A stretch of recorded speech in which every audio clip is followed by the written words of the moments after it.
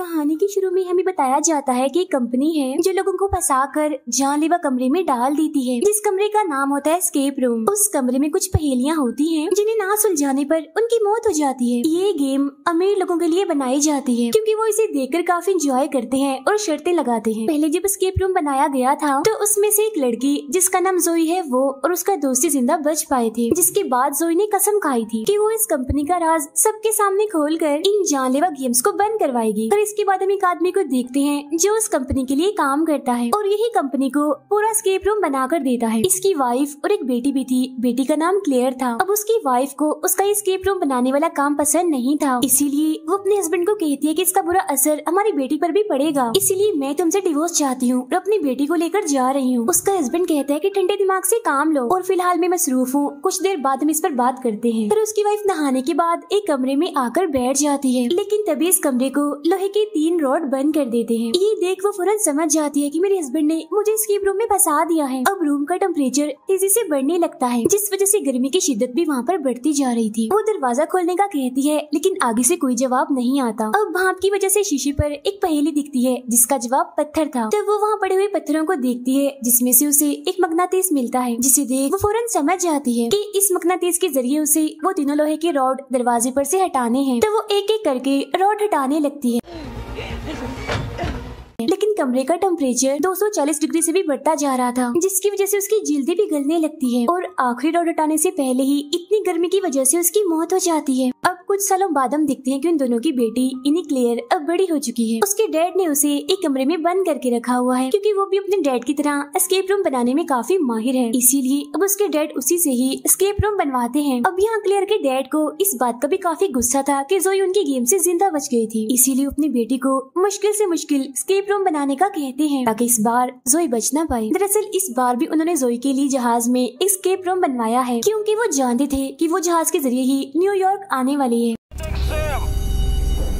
अब हम जोई और उसके दोस्त को एयरपोर्ट पर देखते हैं क्योंकि ये उस कंपनी का पर्दाफाश करने ही न्यूयॉर्क जा रहे हैं, लेकिन जोई को यहाँ कुछ गड़बड़ लगती है, इसीलिए वो जहाज से जाने के लिए मना कर देती है, जिससे उन दोनों की जान बच जाती है। अब ये दोनों गाड़ी के जरिए ही न्यूयॉर्क के लिए निकल पड़ते हैं। रास्ते में एक होटल में रात गुजारते हैं जहाँ जोई के दोस्त को ऐसा लग रहा था जैसे वो अभी भी एस्केप रूम में है, लेकिन हकीकत में ऐसा कुछ नहीं होता, वो बस उसका बुरा ख्वाब था। अब ये लोग एक जगह पर जाते हैं जहाँ एक चोर जोई की चेन छीन कर भाग जाता है। दोनों उसका पीछा करते करते एक स्टेशन पर आ जाते हैं। वो चोर इन दोनों को एक ट्रेन में फंसाकर वहाँ से भाग जाता है। अब यहाँ जोई को कोई गड़बड़ लगती है क्योंकि ट्रेन में सिर्फ 6 लोग ही बैठे हुए थे। वो ड्राइवर का केबिन चेक करने जाती है, लेकिन वहाँ पर भी कोई नहीं था और उसका दरवाजा बंद था। अब इनका डब्बा बाकी ट्रेन से अलग होकर कहीं दूसरी जगह पर जाने लगता है। सभी काफी घबरा जाते हैं। फिर ये डब्बा एक खाली पड़ी हुई सुरंग में जाकर रुकता है। जोई का दोस्त ट्रेन का दरवाजा खोलने की कोशिश करता है, लेकिन वो बंद था। यहाँ जोई और उसके दोस्त को ये बात समझ आ जाती है कि उस कंपनी ने आखिर इन्हें ढूंढ ही लिया और यहाँ फंसा दिया। मगर और हैरान करने वाली बात ये थी कि ट्रेन में मौजूद बाकी जो 4 लोग हैं वो भी पहले इस जानलेवा गेम को जीत चुके हैं, यानी अब ये इन सभी चैंपियंस की गेम है। फिर कुछ मशीन्स के जरिए पूरे ट्रेन में करंट फैला दिया जाता है, यानी कि अब ये लोग किसी भी लोहे की चीज को हाथ नहीं लगा सकते थे। एक लड़के को सीट के नीचे एक बैग मिलता है जिसके अंदर से तौलिए और दरवाजा खोलने वाला हैंडल निकलता है। इस हैंडल के जरिए ये ड्राइवर वाले केबिन को खोल लेते हैं। अंदर इन्हें एक टोकन मशीन मिलती है जिसके अंदर 9 टोकन्स डालने थे। इसके ये ऊपर लिखा हुआ था कि पोस्टर्स की गलतियों को ढूंढना होगा। ये लोग एक पोस्टर को देखते हैं जिसमें से ए गायब था। अब ऐसे करके ये लोग बाकी स्पेलिंग्स की गलतियों को भी ढूंढने लगते हैं। जोई देखती है कि ट्रेन के ऊपर टोटल 26 हैंडल्स लगे हुए हैं और ABC में भी 26 ही लफ्ज होते हैं। मतलब ये है कि जो लफ्ज गायब हैं इन्हीं उन्हीं लफ्जों के हैंडल्स को खींचना है। एक लड़की को बैग में से रबड़ का काफी बड़ा सा टुकड़ा भी मिलता है जिसे काट कर ये आपस में बांट लेते हैं ताकि लोहे के उन हैंडल्स को खींच सके और इन्हें करंट ना लगे। जोई एक हैंडल खींचती है जिसमें से टोकन बाहर आता है, जिससे वो टोकन वाले डब्बे में डाल देती है। इसके बाद ये लोग सभी गायब लफ्जों के हैंडल्स खींच रहे थे जिसमें से एक के बाद एक टोकन निकल रहे थे, लेकिन हैंडल खींचने की वजह से वहाँ करंट बढ़ता ही जा रहा था। अब एक लड़की को आखिरी 3 गायब लफ्ज मिल जाते हैं, लेकिन इससे पहले कि वो इस बारे में किसी को बताता, गलती से वो लोहे के पाइप को पकड़ लेता है और करंट लगने की वजह से उसकी मौत हो जाती है। जोई देखती है वहाँ वेलकम बैक लफ्ज बन रहा है, जिसकी आखिरी 3 गायब लफ्ज वो बाकियों को बताती है। जोई का दोस्त जल्दी से उन हैंडल्स को खींचता है और टोकन्स निकलने पर मशीन में डाल देता है। ऐसा होते ही वहाँ एक रास्ता खुलता है जिसके जरिए ये सब वहाँ से निकल जाते हैं। लेकिन वो एक लिफ्ट में आ चुके थे जो इन्हें जमीन के काफी अंदर ले जा रही थी। लिफ्ट के रुकते ही सब एक दूसरे को अपने अपने बारे में बताते हैं। इनमें से एक लड़का प्रीस्ट होता है, एक लड़की राइटर और एक नर्स थी। अब ये लोग लिफ्ट से निकलकर एक बड़े से एस्केप रूम में आ जाते हैं। इन्हें यहाँ से गुजरकर सामने बने दरवाजे में जाना था। तो वो राइटर लड़की बगैर सोचे समझे वहाँ जमीन पर पैर रख देती है, जिससे फौरन वहाँ लेजर चल पड़ती है। लेकिन किस्मत से कोई नहीं मरता। अब ये लोग उस राइटर लड़की को वहाँ से बाहर निकालते हैं क्योंकि उसने अपना पैर गलत टाइल पर रख दिया था। ऐसा होते ही लेजर वापस से बंद हो जाती है। तो अभी लोगों को 10 मिनट के अंदर अंदर उस दरवाजे के रास्ते जाना है, वरना वो दरवाजा बंद हो जाएगा। लेकिन अगर इन्होंने गलत टाइल पर कदम रखा तो लेजर इनको मार देगी। को यहाँ पर रखे लॉलीपॉप्स में से एक चाबी मिलती है। जोई उस चाबी को निकाल कर काउंटर पार करके तिजोरियों वाली जगह पर जाती है। नर्स और राइटर को भी एक चाबी मिलती है, इसीलिए वो भी तालों को खोलने जाती है। जोई का दोस्त देखता है कि हर तिजोरी पर एक नंबर था, लेकिन एक तिजोरी ऐसी भी थी जिस पर नाम लिखा था। इसीलिए अब ये लोग चाबी से उसी तिजोरी को खोलने लगते हैं। तिजोरी के खुलते ही उसमें से बहुत सारे तेजदार हीरे बाहर गिरते हैं, जिन्हें छूते ही जोई की उंगली कट जाती है। दोनों लड़कियों को भी इस तिजोरी से खाली नोट मिलते हैं और फौरन बाद वहाँ एक एटीएम की लाइट जल जाती है और अब इन्हें इस एटीएम का कोड चाहिए था। जोई का दोस्त समझ जाता है कि अगर वो जोई का खून खाली नोटों पर डालेगा तो तब शायद उन्हें कोड मिल जाएगा। और अब जैसे नर्स नोटों को देने के लिए काउंटर पर चढ़ती है तो फिर से लेजर चल पड़ती है, जिसे डरकर वो नर्स वापिस से गिर जाती है। अब उसके गिरते ही लेजर भी बंद हो गई थी। प्रीस्ट वो नोट जोई को देता है जिस पर खून लगाने से इन्हें एटीएम का कोड मिल जाता है। और जैसे वो इस कोड को एटीएम में डालता है तो तभी यहाँ 3 घड़ियाँ अलग अलग टाइम पर रुक जाती है। ये दरअसल उनके लिए इशारा था सही टाइल्स पर जाने का। घंटे वाली सुई ये बता रही थी कि इन्हें किस तरफ जाना है और मिनट्स वाली सुई का मतलब था कि कितने कदम चलना है। अब वो प्रीस्ट इन सुइयों के हिसाब से 12 कदम चलता है। साथ ही वो अपनी पिछली वाली टाइल्स पर लॉलीपॉप भी रख रहा था ताकि बाकियों को भी सही रास्ता पता चल सके। लेकिन वो सुइयों की मदद से सिर्फ आधा रास्ता ही पार कर पाता है क्योंकि अगली टाइल एक बटन की तरह दब जाती है और फौरन ही एक और तिजोरी सामने आती है और जिस टाइल पर वो खड़ा था उस पर भी एक पहेली लिखी आती है। तिजोरी को खोलने के लिए ये लोग घबराते हुए कोड ढूंढने लगते हैं, लेकिन इनके पास वक्त बहुत ही कम बचा था। इसीलिए वो प्रीस्ट गॉड के भरोसे पर ही आगे बढ़ने लगता है। बाकी लोग उसे मना भी करते हैं लेकिन वो किसी की नहीं सुनता और एक गलत टाइल पर पैर रख देता है, जिससे लेजर फिर से चल पड़ती है। उसका सर हड़बड़ी में एक टेबल से टकराता है और वो बेहोश हो जाता है। दोनों लड़कियां उसका पैर गलत टाइल से हटाती हैं, जिससे लेजर फिर से बंद हो जाती है। वो राइटर पहले का मतलब समझ चुकी थी, इसीलिए उस तिजोरी की हैंडल को घुमाती ही रहती है जिससे वो खुल जाती है। अब की बार उसके अंदर से एक नक्शा निकलता है। जोई उस नक्शे को लेकर वहाँ दीवार पर लगे एक डिजाइन पर रखती है, जिससे अब इन्हें बाकी का आधा रास्ता भी मालूम हो जाता है। जोई यही रुककर बाकियों को आगे का रास्ता समझाती है, जिसके बाद ये बेहोश पड़े प्रीस्ट को भी लेकर वहाँ से निकल जाते हैं। जल्दी से जोई भी भागकर दरवाजे की तरफ जाती है और दरवाजे बंद होने से पहले ठीक वक्त पर वहाँ से निकल जाती है। और अब यहाँ पर इनके 2 स्केप रूम पार हो जाते हैं। प्रीस्ट को भी होश आ गया था, जिसके बाद अब ये तीसरे स्केप रूम में आगे बढ़ते हैं, जिसे बिल्कुल समंदर के किनारे की तरह बनाया गया था। राइटर को वहाँ एक कैमरा दिखता है, जिसे उठाकर वो वहाँ की एक तस्वीर बनाती है। तस्वीर में वो एक कश्ती को देखती है, लेकिन उनके सामने तो ऐसा कुछ भी नहीं था। इसीलिए अब ये लोग उस कश्ती को ढूंढने लगते हैं। कबाड़े में जोई के दोस्त को एक टूल मिलता है, जिससे लोहे की चीजों को ढूंढा जाता है। उसके जरिए वो हर जगह पर कश्ती ढूंढने लगता है। जोई इधर 2 स्टैचूज भी देखती है, जिनमें से एक की आंखों पर सिपियां रखी गई थी, जो काफी अजीब दिख रही थी। तभी वो टूल रेत में आवाज करने लगता है, जिसके बाद ये लोग उस जगह से रेत खोदने लगते हैं और रस्सियों से बंधी एक काफी बड़ी चीज बाहर निकालते हैं। लेकिन रस्सी टूट जाती है और रेत उस रस्सी को फौरन निकल जाता है। अब ये लोग समझ चुके थे कि ये रेत दलदली बनती जा रही है,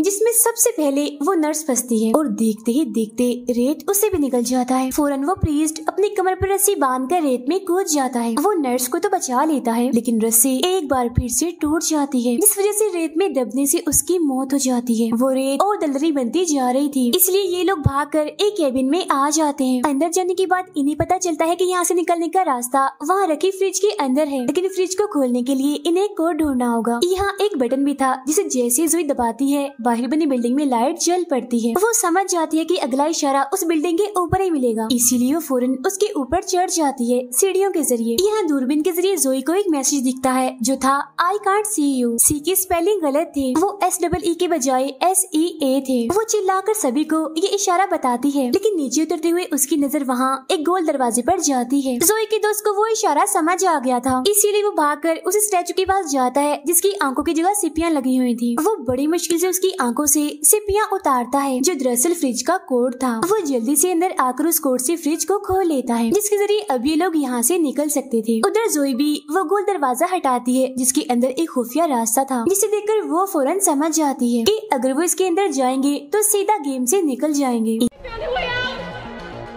इसीलिए वो बाकी लोगों को भी अपने पास बुलाती है। तब राइटर के अलावा उसका दोस्त और वो नर्स उस पर भरोसा करके उसके पास जाने लगते हैं। वो सीढ़ियों के जरिए ऊपर जा रहे थे। नर्स तो ऊपर चढ़ जाती है, लेकिन जोई के दोस्त के ऊपर जाने से पहले वो सीढ़ियाँ अंदर चली जाती है और वो नीचे गिरकर रेत में दफन हो जाता है। ये देखकर जोई को काफी दुख होता है और वो दोनों खुफिया रास्ते से निकलकर एक जगह पर आती है और यहाँ से निकलने के लिए भी इन्हें एक सीढ़ी मिल जाती है। वो सीढ़ी के जरिए बाहर आती है और आसपास गाड़ियाँ देखकर समझ जाती है कि वो किसी सड़क पर है, मतलब वो सच में गेम से बाहर आ गई हैं। लेकिन ऐसा कुछ नहीं था। तभी वो राइटर यहाँ भागकर आती है और बताती है कि ये चौथा स्केप रूम है और यहाँ हर एक मिनट के बाद तेजाब की बारिश होगी, जिससे बचने के लिए यहाँ बने स्टोर में जाना होगा, लेकिन वहाँ पर ताला लगा हुआ है। राइटर ऊपर चढ़ती है तो उसे वहाँ एक चाबी मिलती है जिससे ताला खोलकर ये शटर ऊपर करती है और देखती है कि स्टोर के सामने तो एक और दरवाजा लगा हुआ है। अब टाइम खत्म होते ही यहाँ तेजाब की बारिश होने लगती है। तभी तीनों के ऊपर एक कवर आ जाता है जिससे इन्हें कुछ नहीं होता। तभी बारिश बंद हो जाती है और दोबारा से 1 मिनट का टाइमर लग जाता है। तभी यहाँ एक बॉक्स के अंदर फोन बजने लगता है, लेकिन उसके दरवाजे पर भी ताला लगा हुआ था। तब जोई कहती है कि अगर हम तेजाब को जमा कर लें तो इस ताले को पिघलाकर हम दरवाजा खोल सकते हैं। तब वो नर्स किसी ऐसी चीज को ढूंढने लगती है जो तेजाब से नहीं जली और उसे एक बोतल मिल भी जाती है। टाइम खत्म होते ही बारिश फिर से शुरू हो जाती है। ये लोग बोतल को वहीं रख कवर के नीचे खड़ी हो जाती है। बारिश बंद होते ही उस बोतल में जमा हुए तेजाब से टेलीफोन बॉक्स का ताला पिघला देती है और दरवाजा खुल जाता है।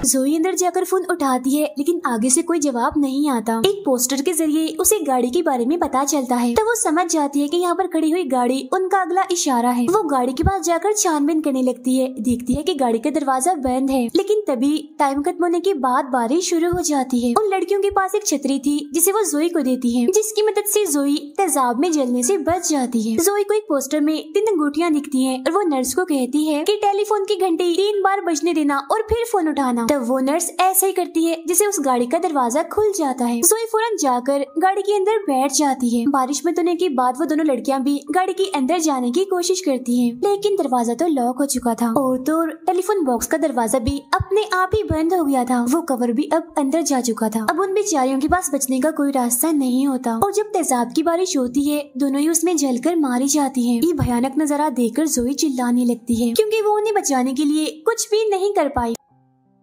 तभी उसके नीचे से सीट खुल जाती है और जोई कहीं चली जाती है। उधर एस्केप रूम बनाने वाले यानी क्लेयर के डैड को गड़बड़ लगती है क्योंकि जिस आखिरी एस्केप रूम में जोई ने आना था वो वहाँ नहीं आई बल्कि कहीं और ही चली गई। तब वो समझ जाता है कि जरूर मेरी बेटी क्लेयर ने जोई को बचाने के लिए ये गड़बड़ की है। उधर क्लेयर का दोस्त जोई को अपने साथ ले आया था। यहाँ जब जोई क्लेयर को देखती है तो समझ जाती है कि ये एस्केप रूम बनाती है। क्लेयर जोई को बताती है कि ये सब कुछ मैं अपने डैड के कहने पर ही कर रही हूँ। जब से मेरी माँ की मौत हुई है मेरे डैड ने मुझे यहीं इस कमरे में कैद कर दिया है। मैंने तुम्हें यहाँ तक इसीलिए बुलाया ताकि तुम मेरी मदद करो, मुझे इस कमरे से निकालो। लेकिन जोई कहती है मुझे तुम पर भरोसा नहीं है, मैं तुम्हारी मदद क्यों करूँ। तो वो कहती है कि समंदर के किनारे वाले एस्केप रूम में मैंने गड़बड़ कर दी थी। इन्हें जब तुम्हारा दोस्त रेत में धंस गया था वो मरा नहीं बल्कि जिंदा है, सही सलामत है और एक कमरे में है जहाँ वो बिल्कुल ठीक है। लेकिन तभी वो देखती है कि क्लियर के डैड के लोग उसे ढूंढकर आखिरी एस्केप रूम में डाल देते हैं जो कि एक टेम्परेचर वाला कमरा था। तब जोई का दोस्त इस कमरे की पहेली सुलझाने में लग जाता है, लेकिन अगर उसने जल्दी ना की तो वो भी क्लियर की माँ की तरह गर्मी से मारा जाएगा। क्लियर जोई को बताती है कि मेरे डैड के कंप्यूटर के जरिए मैं तुम्हारे दोस्त को बचा सकती हूँ, लेकिन उसके लिए मुझे इस कमरे से निकलना होगा। तब जोई उसे बाहर निकालने के लिए दीवार पर बनी पहेली सुलझाने लगती है, लेकिन हर सेकंड के साथ वो बदल रही थी तो उसे सुलझाना नामुमकिन था। क्लियर बताती है कि मेरे डैड ने कहा था कि मैं कभी भी खुद से इस पहेली को नहीं सुलझा पाऊंगी। तब जोई एक ऐसी जगह जाकर खड़ी हो जाती है जहाँ से क्लियर ना देख पाए। तब साइड से उसे देखने पर एक कोड मिलता है जिसके जरिए ये दरवाजा दरवाजा खोल लेते हैं और क्लेयर बाहर आ जाती है। लेकिन तभी यहाँ क्लेयर के डैड गन लेकर आ जाते हैं और अपनी ही बेटी का गला दबाने लगते हैं। लेकिन वो अपने डैड को धक्का देकर उसी कमरे में बंद कर देती है जिसमें वो खुद थी। फिर क्लेयर भागकर अपने डैड के रूम में जाती है और उनके कंप्यूटर से उस आखिरी एस्केप रूम को बंद कर देती है जहाँ जोई का दोस्त फंसा हुआ था और इस तरह से उसकी जान बच जाती है। जोई क्लेयर से पूछती है कि मेरा दोस्त कहाँ है, जिस पर वो बताती है कि उसी बिल्डिंग में जहाँ तुम लोग सबसे पहले गए थे और तुम्हारे सारे एस्केप रूम उसी बिल्डिंग में खेले गए हैं और गेम बनाने वाले सभी इंसानों को मैंने वहाँ बंद कर दिया है ताकि तुम सबूतों के साथ उन्हें पुलिस को पकड़ा दो। मैं भी अपने डैड को खुद पुलिस के हवाले कर दूंगी। जोई गाड़ी लेकर उस बिल्डिंग तक पहुँचती है जहाँ पुलिस और एम्बुलेंस पहले से ही मौजूद थी। गेम में मरने वालों की लाशें भी निकाल ली गई थी और गेम कंट्रोल करने वालों को भी पुलिस ने गिरफ्तार कर लिया था। जोई को भी उसका दोस्त मिल जाता है। इसके बाद क्लेयर अपने डैड के पास आती है और अब हम यहाँ क्लेयर का असली चेहरा देख पाते हैं कि वो कितनी खतरनाक है। वो असल में बचपन से ही पागल है। जब वो छोटी थी तभी से उसे बुरी आदतें पड़ गई थी, इसे दूसरों को चोट पहुंचाना, सबके साथ बुरा सलूक करना और भी बहुत कुछ। लेकिन उसकी माँ उसे सुधारने के लिए एक मेंटल हॉस्पिटल में भेजने वाली थी, इसीलिए उसने अपनी ही माँ को उस टेम्परेचर वाले एस्केप रूम में फंसाकर मार दिया। जी हाँ, उसे क्लेयर ने ही मारा था। जिसके बाद अब वो यहाँ अपने डैड को भी मार देती है ताकि वो और ज्यादा खतरनाक एस्केप रूम बनाए और उसकी तारीफ हो। अब वो शुरू से ही काफी मासूम बनने की कोशिश कर रही थी, लेकिन वो इतनी पागल थी कि अपने माँ बाप को ही मार दिया। और इसी के साथ ये फिल्म यहीं पर खत्म हो जाती है।